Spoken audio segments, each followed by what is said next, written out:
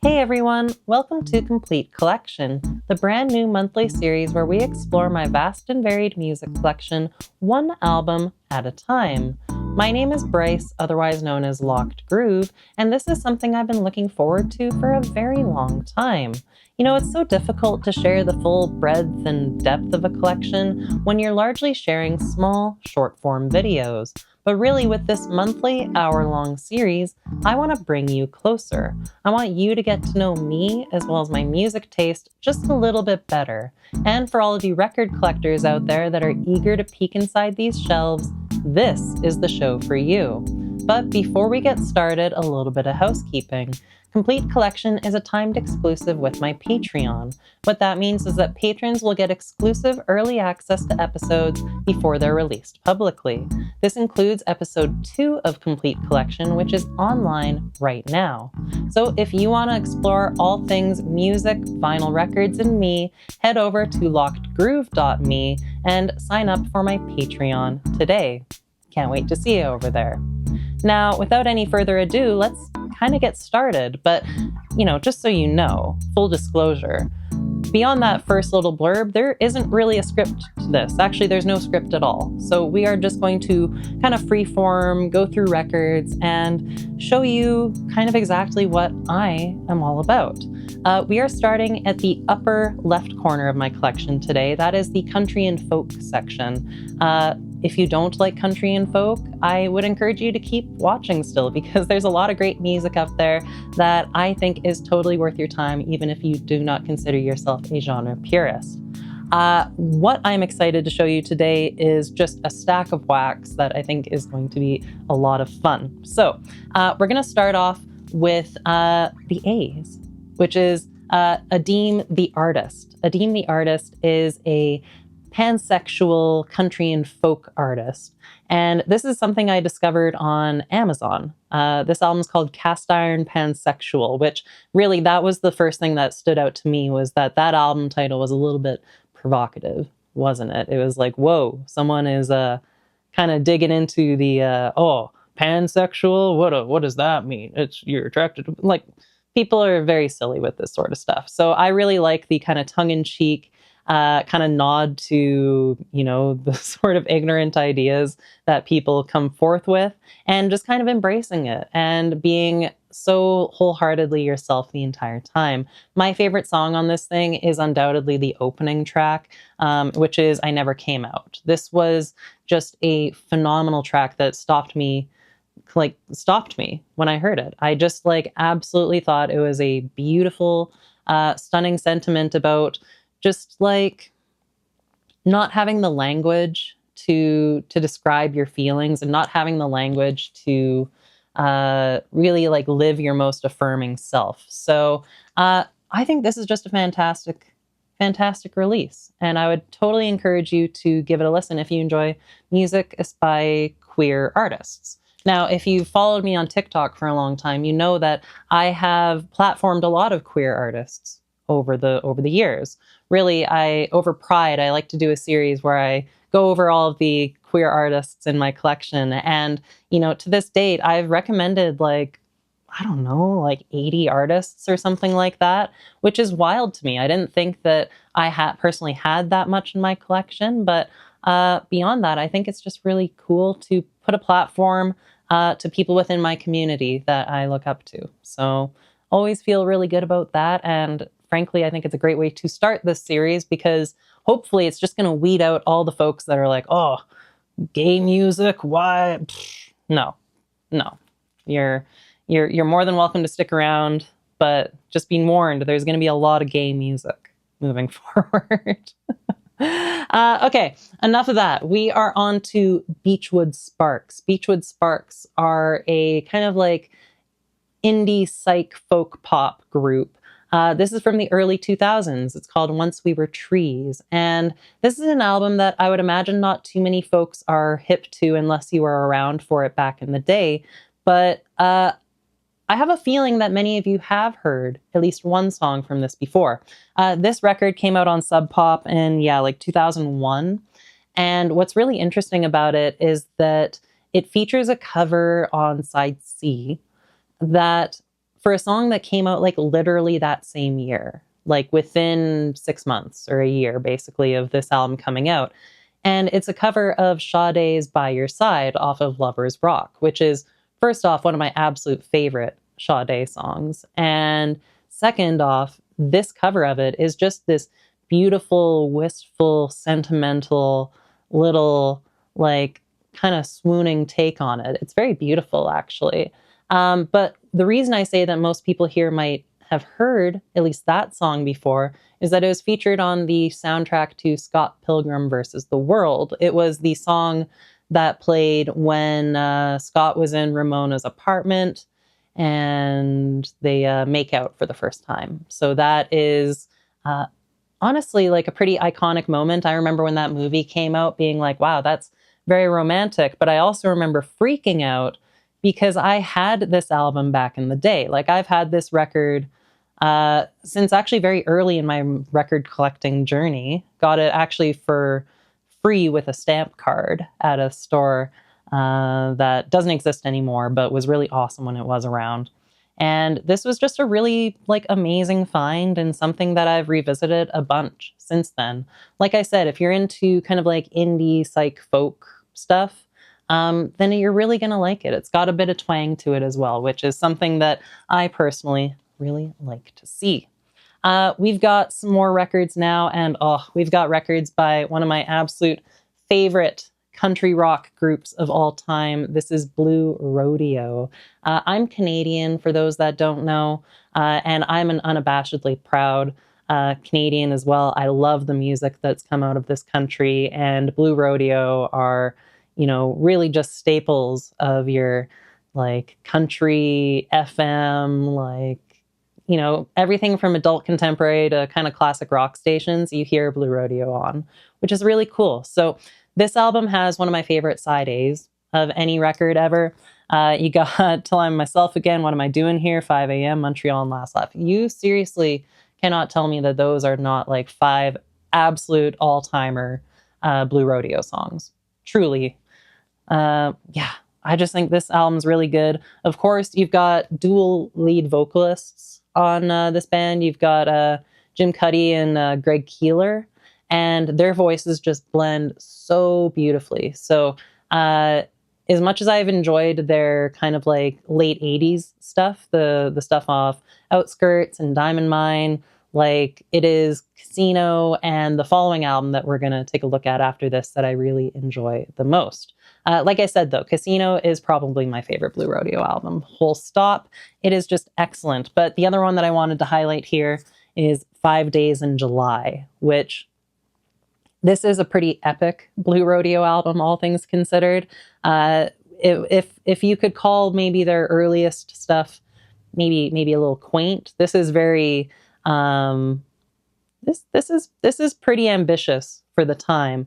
It opens with my favorite Blue Rodeo song of all time, which is 5 Days in May. Not in July, 5 Days in May. And it is this like 6-7 minute kind of slow burn that has maybe the gnarliest guitar solo of any song I've ever heard. It's so frail and it's falling apart at the seams, but it's just so impactful and emotional that I think it's really, really just an amazing track. Of course, you've got more amazing songs on this thing. I think particularly, again, about Side A, Hasn't Hit Me Yet and Bad Timing. This is another record that has a particularly strong start. Like I said, there's so many good songs in here. Well, now the world begins, set you up on your feet again, and you know it wipes the tears from your... I'm doing the low harmony, so I don't actually know how to resolve that, but how will you ever know the way that circumstances go is gonna hit you by surprise. Seriously, This is so good. Also, that's another thing about this series. I'm probably going to break out into song a bunch. I hope you don't mind. I really like to sing. But yeah, Blue Rodeo is just an amazing country rock group. If you've never given them a shot, especially if you're from outside of Canada, it is way worth doing so. They have a pretty amazing discography, and I have been partial to their music for a very long time. We have the first, I'm going to get a little water before we get further into it, but we have the first edition of a VMP album, a Vinyl Me Please album. For those that don't know, VMP is a monthly record club, or I guess like a monthly, just a club for records in general. And this is an album called "It's Wide Awake." I'm Wide Awake. It's Morning by Bright Eyes. Bright Eyes is a project by Connor Oberst, who is kind of like an emo mainstay. Came from the group Commander Venus originally as like a teenager, but has since put out a bunch of varied kind of like folk and Americana tinged stuff, as well as this era, which I think is one of my particular favorite eras of his music. There's Lifted. Lifted is an amazing record as well, but I'm Wide Awake, It's Morning, and Digital Ash and a Digital Urn came out on the same day, and they're really like incredible companion albums that share almost nothing alike in terms of sound and style. Like I said, this is a really good album, so I hope that if you enjoy things that lean a little more emo, that you've already been a Bright Eyes enjoyer this entire time. We have, this is a classic. This one is just flat out incredible. This is Tracy Chapman, self-titled record. Just an undeniable classic.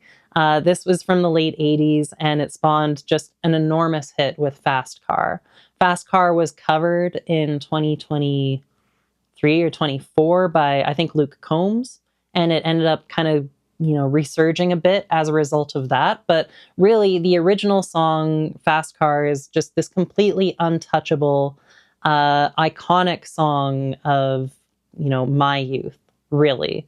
It's just the most incredible thing. And what I love about this record maybe most is that it is a true blue protest record. This is like an album that wears its politics on its sleeve, and it is kind of fiercely relevant today as a result. I think this album is cherished and celebrated for all the right reasons, and it makes me really happy to have a vintage copy in my collection. I think this may have just been reissued this year, or I know they talked about colored vinyl for it recently, but I frankly never saw anything come of that. So I have no idea. I frankly have no idea.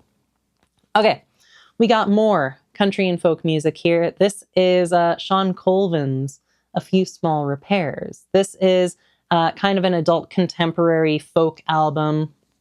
I believe this one's from 1996, maybe even earlier, actually. No, 96. And this spawned another big hit. This was the song Sunny Came Home, which is maybe the first in a lineage, at least in my lifetime, of songs that are that became hits but are about very dour subject matter. So this is like one of those songs about, look at that. We got, okay. So the deal here is that Sunny Came Home is this really incredible song, but it is about committing crimes. Let's just say. We'll say it's about committing crimes. Crimes that involve matches. And, it's so, like, the reason I'm being kind of dancing around the subject is that I don't really want to talk about, like, death, frankly speaking. Like, it's not something I really want to talk about, but this song is really affecting in that way because it just, like, it kind of wells me with emotion every time. It's really just an unlikely hit to have come out of an unlikely place. Shawn Colvin's actually been around since like not early 80s, the mid 80s. And this is kind of like a late period success for her. But really, like, her career trajectory has been really interesting. And I think it's really cool that she had a hit kind of later in her career when her songwriting chops really kind of notched up. I'm kind of rattling about this song, but she says days go by. I'm just going to sing. If I get uncomfortable and nervous in this series, I'm probably just going to start singing.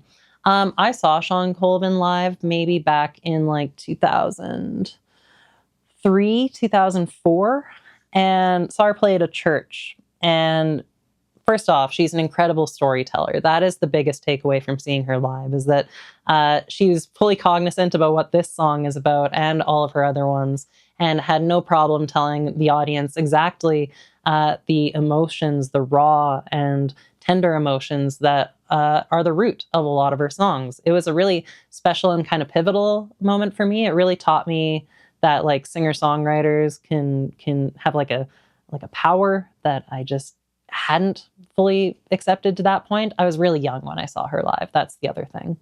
Yeah, it's just one of those pivotal moments, and I think this record is amazing as a result. Yeah, like it a lot. What do we have next?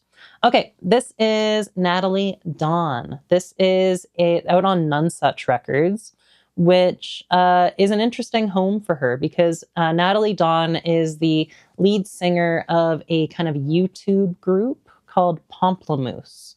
Pomplamoose, of course, also featuring Jack Conte, the CEO of Patreon. So yeah, a very unlikely group to have found wild success in both the tech sphere as well as the music sphere. But this album's really amazing. It's Natalie's debut solo album, and it's an album about like family secrets, religion.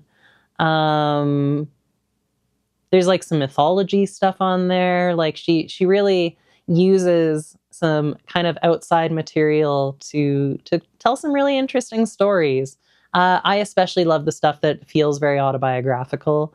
Everything from, uncovering family secrets to, trying to not scare your religious grandma too much. Like it's a very silly album. I like it a lot. It's not that silly, actually. It's pretty serious, but I like it a lot. Jack Conte is on this thing. Actually, what's really cool is that the drummer on this record is Lewis Cole. And if you don't know who Lewis Cole is, he is just this incredibly talented drummer, keyboardist, singer-songwriter who plays out of this kind of like amazing jazzy funk scene in LA. And he is just one of the most phenomenally talented musicians working today. He is praised a lot in like Thundercat's music. He plays with Thundercat, and Thundercat has songs dedicated to him. I mean, there's all sorts of things I can say about Lewis Cole. And as I get further into my collection and we uncover his records, we can talk more about it. But what was interesting about this record is that it doesn't feature a very splashy or fancy presentation in the rhythms, but it is really cool to see someone who is like a true virtuoso of the drums, playing to Natalie's strengths rather than his own. I just think it's really cool. That's the theme of this show, is just, I think things are really cool. Julie Doiron and Wooden Stars. This is an amazing kind of very plaintive and emotive indie pop, indie folk album from the early 2000s. Julie Doiron used to be in the group Eric's Trip, who are one of the most successful and regarded names in Canadian indie of the 90s. So really interesting to see her solo material blossom as a result, because whereas Eric's Trip was a little bit more lo-fi, a little bit more like ragged and, ragged, I guess. I was going to say scattered, but that's the wrong word. It's just not at all the word I'm looking for.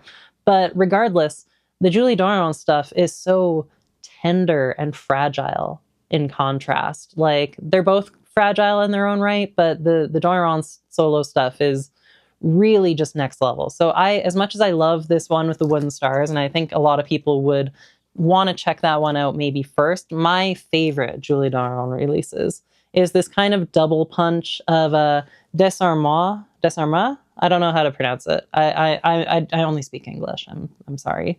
Desarma and Heart and Crime, which is on the other side here. If I can reach, yeah, Heart and it's upside down. Heart and Crime. Okay. This is a double compilation of 2 albums that came out in the same year.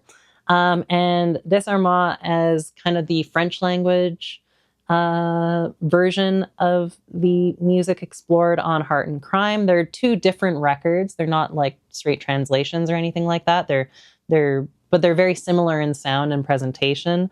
And that presentation is almost exactly what you see on this cover here. Like we are covered up to the neck with that soft scarf, and it's very much that same sort of vibe. Like it is soft and fragile, and it's barely above a whisper, but it really is just so warm and tender. These are amazing records. I love them a lot. They're very quiet, very rainy day records.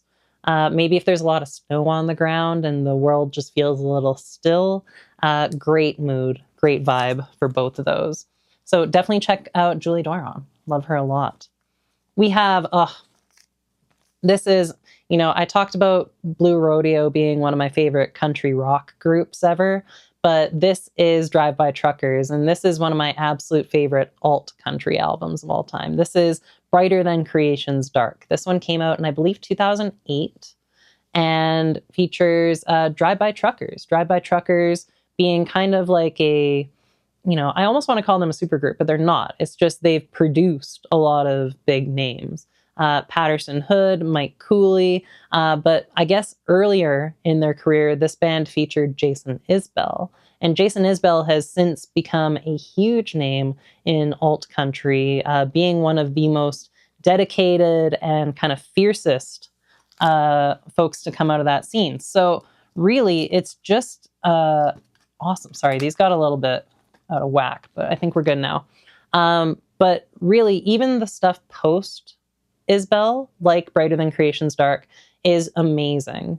Really, the trio of songwriters that are featured on this thing are stunning. Fantastic songs.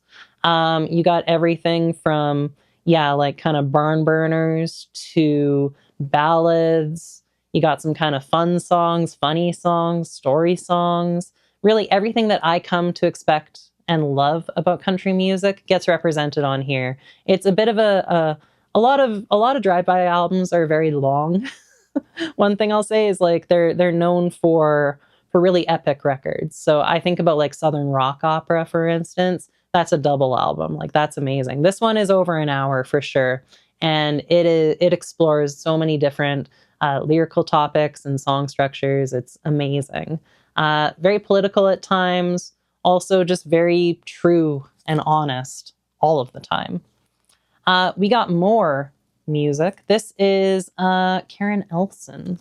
Karen Elson is, or I guess was, a model. Well, she's still alive, sorry, but I don't know if she models anymore. But Karen Elson is a model, like a supermodel, who made a couple records. This one being for Third Man, because she was married to Jack White. And unfortunately, their marriage seemed to have ended very poorly, very poorly. But we did manage to get one collaboration between the two of them, which is this record here, The Ghost Who Walks.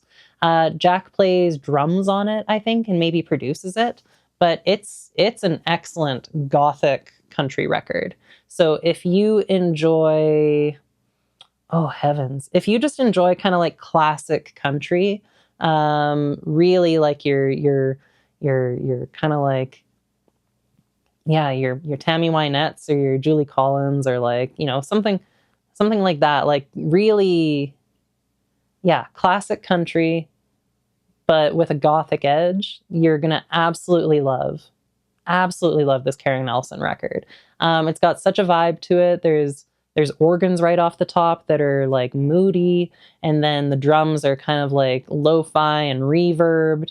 and her voice is very out there. It's so lovely.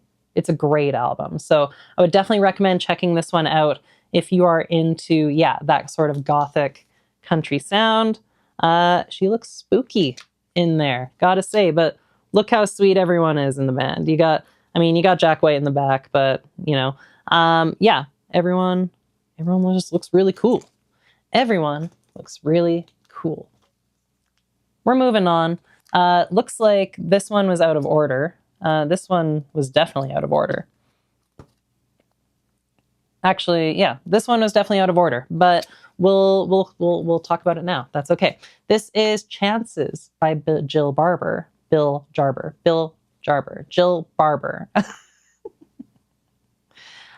This is Jill Barber is a Canadian kind of like folk singer-songwriter. However, this album is extremely, and you can kind of tell by the front cover, this is very jazz tinged, actually. This is an album that features like a bunch of very torchy, lovely, romantic vocal jazz. It's a great album. And it is a vocal jazz album, but it's in my folk section because most of her music is singer-songwriter stuff. It's just this happened to be the exception to the case. And it is a really amazing record. Features Ron Sexsmith on it, features the Sojourners. I can't say that name. Sojourners, if I'm saying it correctly, doing backup vocals on this thing. Good Lovelies also do backup vocals on this thing. It's really an amazing record. It's one that I remember super fondly when it came out. I went through a big Canadian folk phase in and around like my late teens, early 20s, and Jill Barber was 100% part of that. I'm pretty sure I saw her live. I want to say I saw her live in and around this album, but it's been so long I can hardly even remember. Oh, heavens. Okay. Because of the sleeves I use, these next two records are not going to look like much. Like they do not look like they literally have no covers, which is unfortunate. So, but these are the albums, Gravity and 13 Years by Alejandro Escovedo. Let's see if I can retrieve the cover here. Here we go. Front cover of Gravity. It's unfortunate. Yeah, the sleeve, it's because of the sleeves I use. It's a mess, but it's okay. So Alejandro Escovedo, Gravity, and 13 Years. Yeah. So Alejandro Escovedo is just one of my absolute favorite kind of country rock singer-songwriters, like someone who has just lived a pretty wild and crazy life and has had some near-death experiences and come back bigger and stronger and louder as a result. Alejandro Escovedo, these two albums come from the early 90s and they are his solo debuts. But Alejandro played in punk bands in and around is it San Antonio? I think it's San Antonio is where he was kind of cutting his teeth with punk bands. And then eventually came out with these two records. He's done a lot more since, but these are the two that I wanted to highlight and the two that I have in my collection. And what makes these really incredible records is, they're like country rock, but they both feature just incredible string arrangements. I actually can't show that front cover. There we go. There we go. I didn't realize there was a but on there. So we've got Alejandro Escovedo, 13 Years. Like I said, so string-tinged, actually very heavily string-tinged country rock, and like just some of the most heartbreaking, spiritual, and like, kind of fragile lyrics. Alejandro Escovedo is an incredible lyricist. And his music is just some of my absolute favorites. I've seen this guy live like three times maybe. It's been a long time since I've seen him live, but just absolutely blows my mind every single time. He is truly like a songwriter's songwriter. He's kind of like your songwriter's favorite songwriter. I know Bruce Springsteen is someone who co-signs him a lot. As Springsteen like, what was I going to say? Springsteen. Yeah, like I know he's played Asbury Park in New Jersey with Springsteen before. Like he's opened for Springsteen before, which is like, if you're opening for Springsteen, first off, I saw Springsteen and he had no opener. He just played for 3 hours. But yeah, absolutely. Like if you are getting like that kind of cosign to come open for, one of the true biggest names in rock and roll, then yeah, like I think you've got it. You've got some fans in high places. Okay. We are going to take a look at a few more things here. And by a few more things, I mean, I don't even remember how much time we have left on the show. So we are going to do the best we can for probably another half an hour-ish, maybe even more. I don't know. We'll figure it out. But we're talking John Fahey. John Fahey is one of the true innovators of the acoustic guitar, someone who has kind of like mastered, or who had mastered finger picking styles, and as a result had just the most impeccable virtuosic talent. So John Fahey, love his music to bits. So if you enjoy instrumental guitar-based music from like the 60s, 70s, then yeah, you're going to love his stuff. So I am lucky in that I have a bunch of vintage John Fahey pressings. This stuff is not super easy to come by, unfortunately, but I feel very lucky as a result. So we've got Volume 1, Blind Joe Death.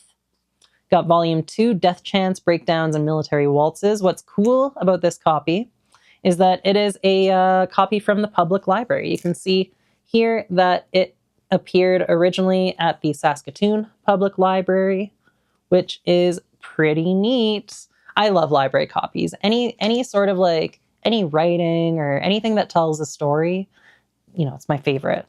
Volume 3, we have The Dance of Death and Other Plantation Favorites. And then I do also have his holiday album, his first holiday album. That's in my holiday music section, which we'll touch on another day.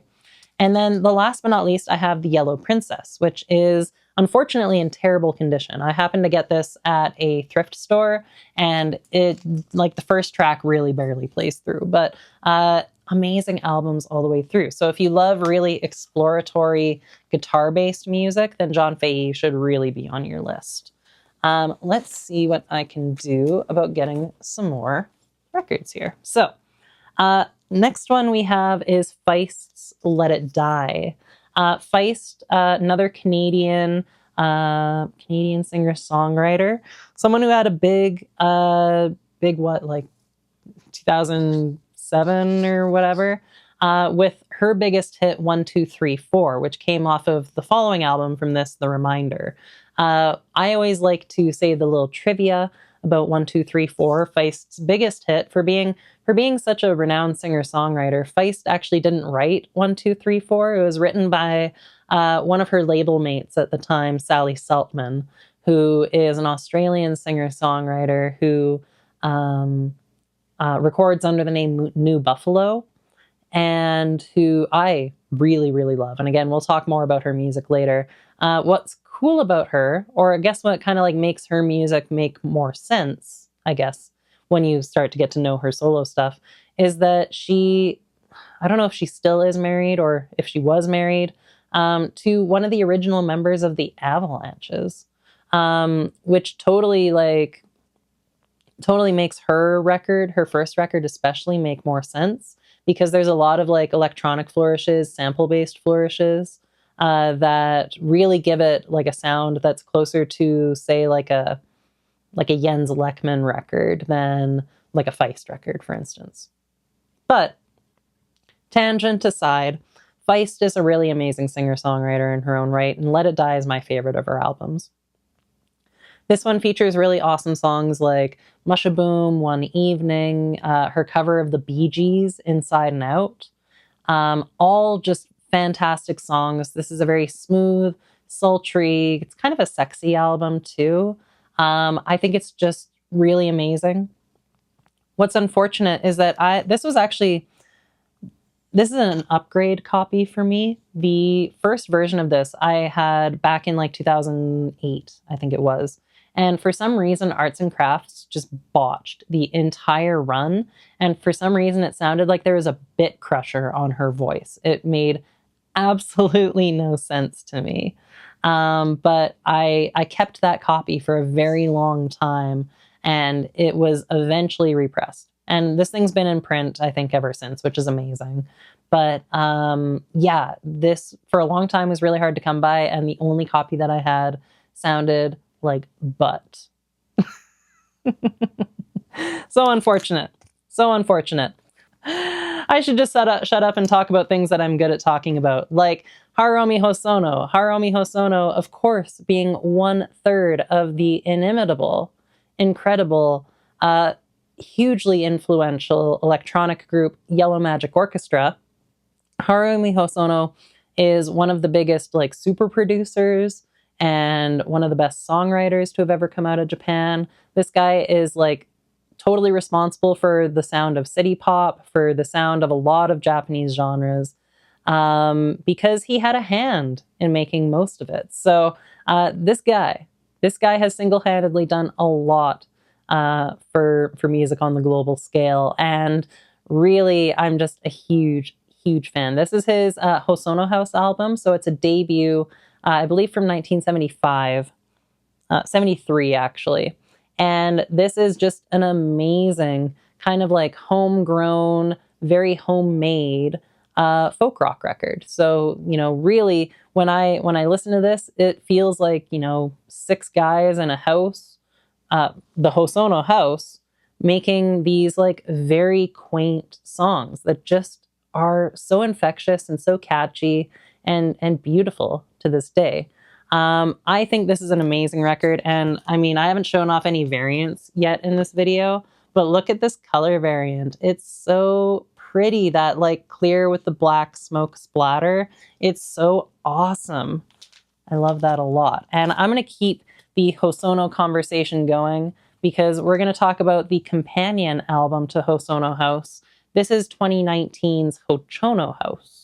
Hochono House is a re-recording of Hosono House that Haruomi Hosono did. And this is just an absolutely stellar remake.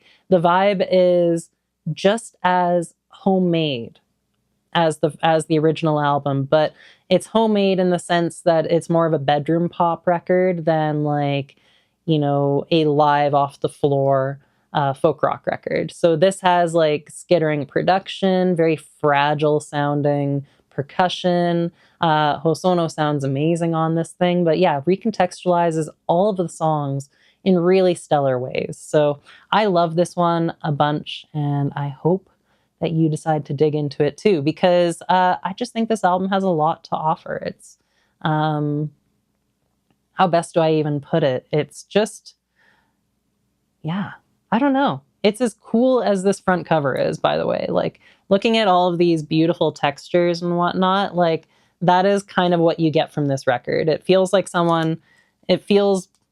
I don't know, it feels like someone smoking a cigarette in their studio, just like he is on the front cover here, and being really, really talented on top of it. This album is so much fun. This record got a bit of a bump in the last couple of years because of the Barbie movie that came out. This was kind of like this was not on the soundtrack for it, obviously, but this is the song that Barbie and all of the other characters would sing in the car going to and from Barbie Land. They would sing the opening cut of this album, and it's just, I love this record. Again, we're talking about queer music. Indigo Girls should 100% be like at, you know, in and on that list, because this is an amazing folk pop record that I think is just totally underrated, beautiful, sentimental, and stunning. It's just like, it's so pristine sounding as well, which I really enjoy. Yeah. Closer I am to find. Oh, I can't sing that. Okay. Closer I. Oh, I can't sing it at all. Closer I am to find. Closer I am to find. Ugh. Okay. Well, I'm going to try and sing better in other episodes of this series. I hope you all stick around for it. This is an awesome album. This is Riot on an Empty Street by Kings of Convenience. We talked about Feist previously in this video, and Feist features on this album, has a few vocal features, and sounds absolutely amazing as a result. These two, the Kings of Convenience themselves, Erland Oy, and I can't remember the other guy's name. Oh, no. Oh, I feel bad about that.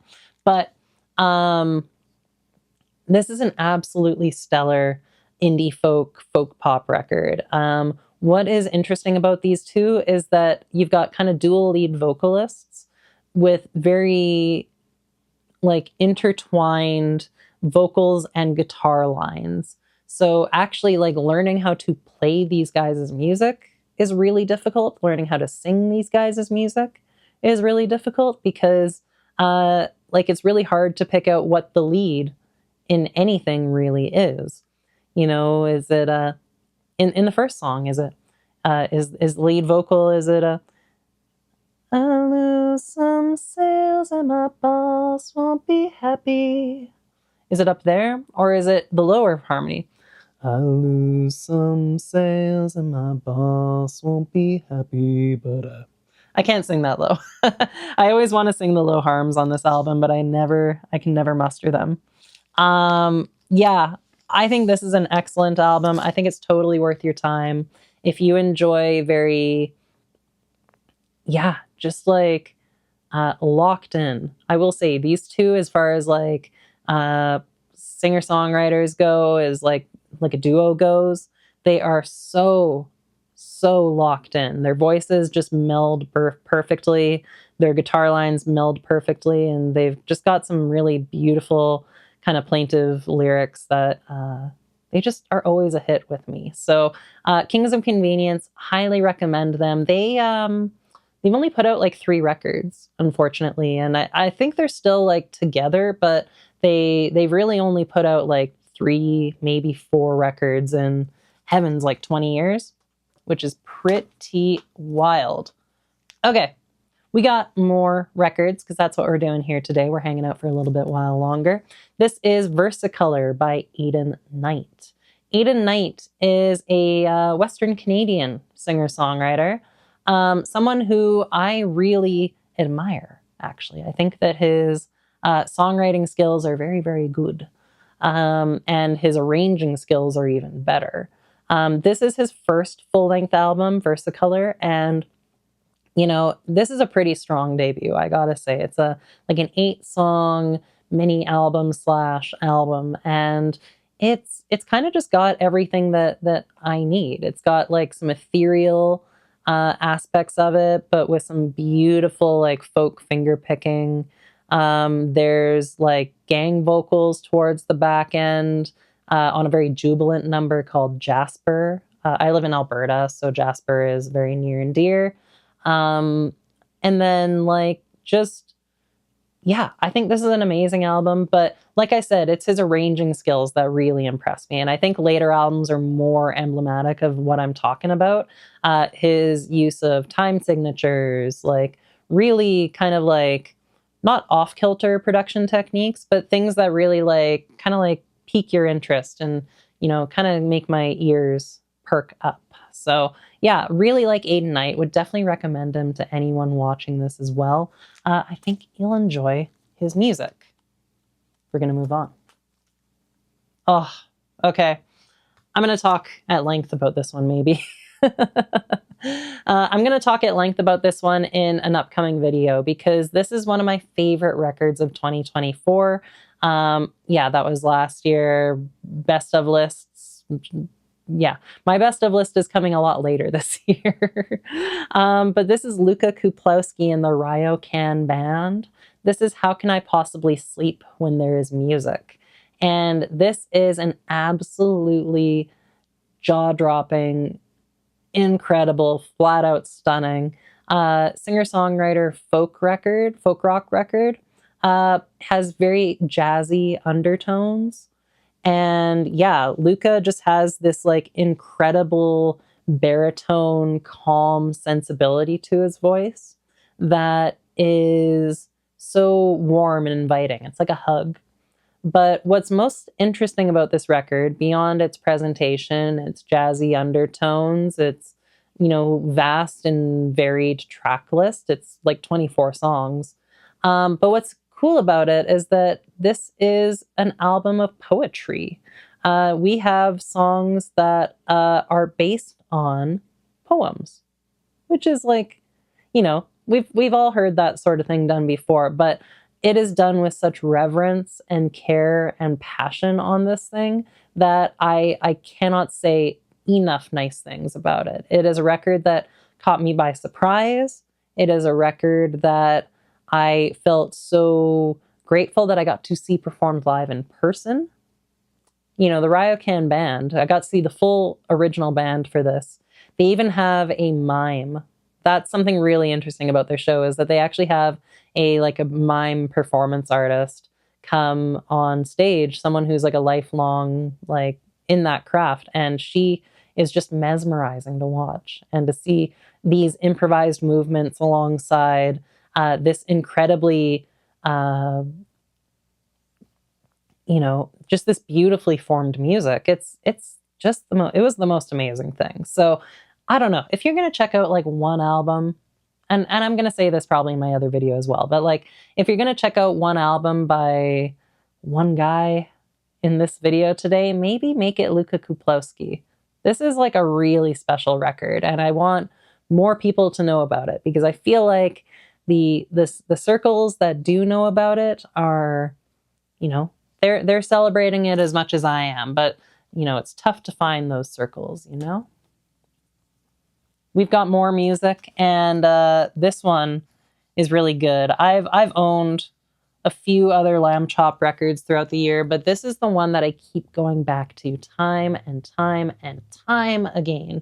This is Flotus by Lamb Chop. Lamb Chop is the outfit of Kurt Wagner, I think is his name, and he's just this really idiosyncratic singer-songwriter, someone who has been going for 20 plus years and has absolutely just explored so many interesting themes musically and beyond. He is just such an interesting and compelling voice. And Flotus is such an outlier in his discography, because whereas most Lamb Chop records are kind of firmly in Americana roots, folk music, folk rock.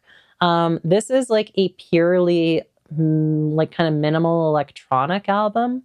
I would recommend this one for fans of Bon Iver, actually. So if you say records like Bon Iver, their second album, then you would absolutely love Flotus by Lamb Chop, because Kurt's vocals throughout this entire thing are vocoded. So you've got these really, really interesting vocoded vocals. You can barely hear the lyrics. And these kind of beautifully stunning, minimal, electronic themed pieces, songs, instrumentals, but they're also performed with a lot of real instrumentation. So you hear a lot of guitars and pianos and stuff like that, but a lot of skittering drum beats and stuff like that. And of course, those vocoded vocals, which really just tie everything together in such a unique and interesting way. So I love this thing. I think it's so good. It's really an amazing record. Of course, most of the records in here, I'm going to say they're amazing, because they all speak to me in particular. But man, is it good. And here is another VMP. We looked at that Bright Eyes album earlier in the video. This is Loretta Lynn, Back to the Country. This is a country album from the 70s, kind of a notorious one because it featured a hit on it called The Pill, which is about birth control. And at the time was pretty progressive of a statement to be making in your hit music. So yeah, this Loretta Lynn country, Back to the Country album is really amazing. This was kind of a mystery. This is something I got in a mystery box from Vinyl Me Please. And I was just blown away by it. I thought that it was unlike the Loretta Lynn that I had heard previously, but it was just amazing. I love it. And of course, the pressing sounds amazing. That's one thing about Vinyl Me Please is, sometimes their pressing quality is not like the best, like the actual QC behind those pressings, but man, like their mastering by and large sounds amazing. So would definitely check out this album if it's on your list, or even if it's not on your list. I think it was one that I was very pleasantly surprised to grab, and one that I've been very happy to keep around. This is an album that I have a very, very fond soft spot for. We've been talking a lot about Canadian folk and country in this video, and Amy Millan is yet another name that you don't get seen brought up a lot in like the country folk conversation, but you do see her brought up in the indie conversation because Amy Millan is co-lead vocalist in the group Stars. Stars are like a Montreal-based indie pop act with two lead vocalists, Torque and Amy, and they make beautiful, dramatic, like beautiful, dramatic indie pop, basically. But Honey from the Tombs, Amy's solo album, is a straight up country album, and I think this one is fantastic. But beyond the country influence, which I remember at the time being like, oh no, I don't know if I can get into an Amy Millan country album, but sure enough, it just like it's incredible. I love this album. But there's some really interesting other influences at play too. Skinny Boy, the lead single off this album, has like a bit of a shoegaze flavor to it. Like it's got like a dream pop thing going. In spite of it having like a country twang, it is very much like dream pop, which is really cool. What's that other song's title? Wayward and Parliament has kind of like a dub feel to it. So there's like a breakdown with some dubby trumpet, as well as some shuffling, almost electronic feeling drums, but they're not. They're real, with some bass. It's some really cool stuff. I like this record a lot. This is also a Euro import. I remember I found this for like $5 in the bin, and I was so over the moon about it because I frankly didn't even know they put it out on vinyl. I thought this was CD only, like a lot of things back then. This is a really good one. Like, it's funny, this is a arts and crafts, so it's a Canadian album, but this is like the European import version. So this copy of the record started in Canada, made its way to Europe, and then somehow found its way back to Canada. Something like that. It's pretty interesting. We got time for maybe like one more artist here before we move on to other things and kind of relieve you for this episode here of what did I call this show? Complete Collection. We're gonna take a look at, oh heavens, one of my absolute favorite, again, Canadian singer-songwriters, maybe my favorite Canadian singer-songwriter.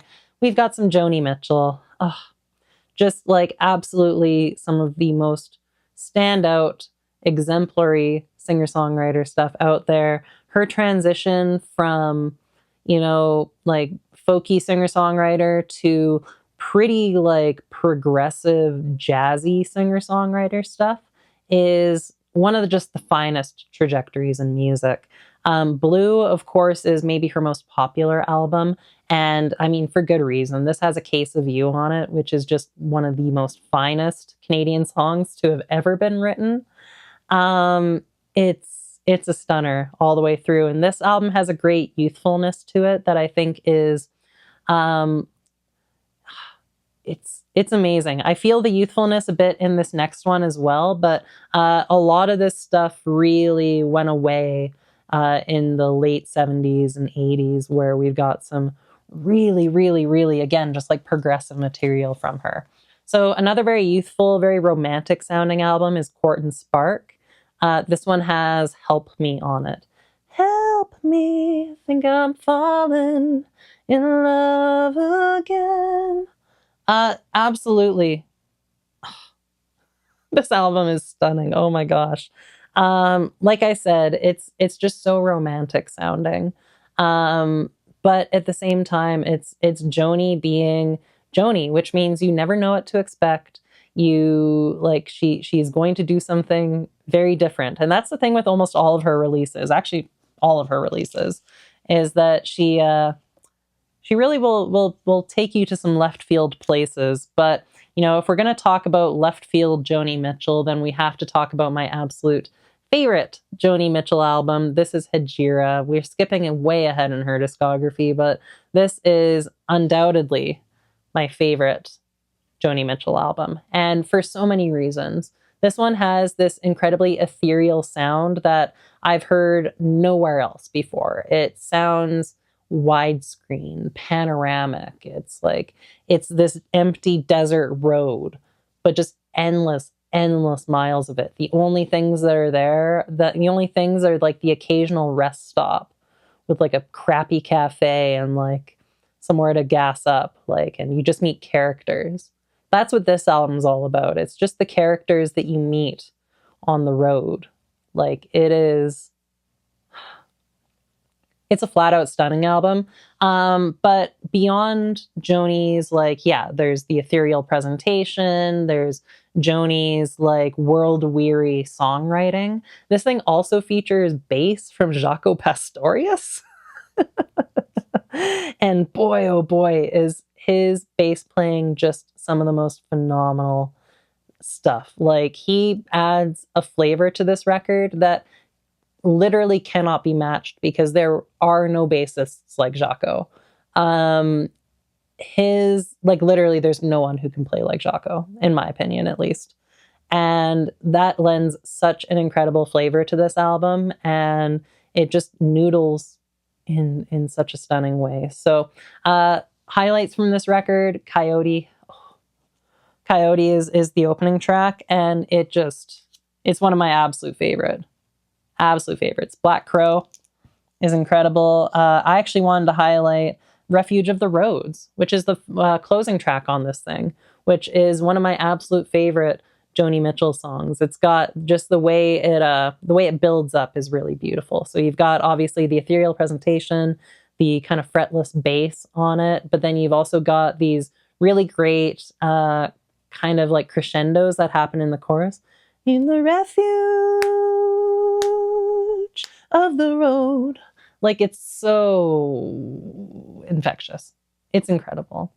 Honestly, Joni Mitchell is a true national treasure, and someone that I'm very grateful to have, built up a collection featuring this entire time. I want more Joni. I need more Joni. I need Mingus. I need Hissing in the Summer Lawns. I need Self-Titled. There's a lot of Joni Mitchell left for me out there, but really, I'm so ecstatic with the ones that I have, and I'm just so ecstatic to live in a world where I can hear Joni Mitchell. I know, it's such a silly, corny thing to say, but I can't help it. And that's it. Let me know in the comments below. Are you excited for Complete Collection? Has this show been exciting to you? Have I stumbled on my words too hard? Have I canceled myself at any point today? Dear Lord, what am I saying? Honestly, I'm just really happy that you are here with me today. You put me on unedited for an hour, and I just don't even know what I'm talking about half the time. But really, I'm just so grateful that you're here with me today, and I want you to subscribe to my Patreon and get early access to upcoming episodes. Episode 2 is online right now. Bye, everyone.